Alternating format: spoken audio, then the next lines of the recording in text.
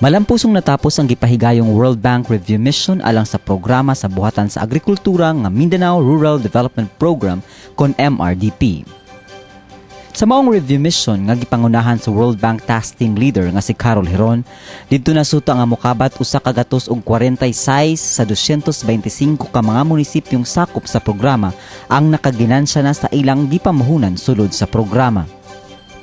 Ang MRDP programa sa buhatan sa agrikultura alang sa pagsumpo sa kalisod, pagsiguro sa pagkaon sa matag pamilya ug alang sa hapsay ug epektibong pagdumala sa lokal nga paggamhanan dinhi sa isla sa Mindanao. Sa sanga niini nga rural infrastructure nga natahasan sa pagtukod og mga infrastrukturang agrikultural, mokabat og 2 bilyones ka pesos ang naandam ng pondo alang sa nagkalain-laing proyekto niini.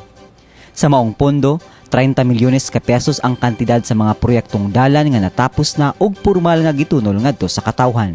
Samtang mga proyektong haduol nang matapos mokabat og 224 milyones, laing 48 milyones ka pesos ang naa sa procurement stage, samtang usa ka bilyon ang under review o giandam pa. Ang farm to market roads mao ay pinakadaghan sa maong proyekto, gisundan sa proyektong tubig mainom, irigasyon ug mga tulay. Sa natad sa proyektong panginabuhian ubos sa Community Fund for Agricultural Development kon CFAD, kapin 500 na ang mga proyektong nahimo, kung asa 38% niini ang natapos ug pormal nang nahatag sa mga benepisyaryo, 23% ang ginaestablisar sa kasamtangan ug laing 39% ang andam ng ilatag. Sa pagkakaron, mukabat og kapin 14,000 ang mga benepisyaryong nagrasyahan sa programa.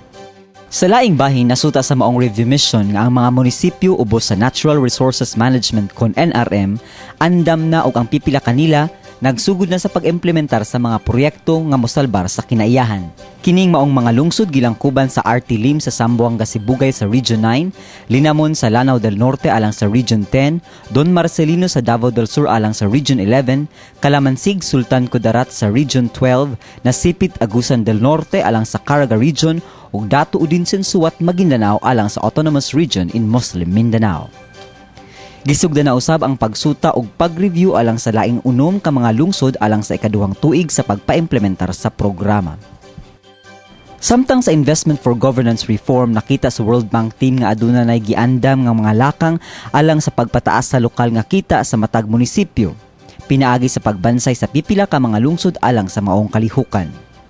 Matud pa ni Heron, sa kasamtangan ang programa anaa sa saktong posisyon sa pagkabot sa tinguha niining pagtaas sa kita sa matag pamilya ug pagpatuman sa mando sa buhatan sa pagtunol ngadto sa lokal nga panggamahanan sa katakos sa pagdala og serbisyong agrikultural ngadto sa katawhan. Mao kana ang MRDP update kauban ng InfoAce team, kini si Sherwin Manuel.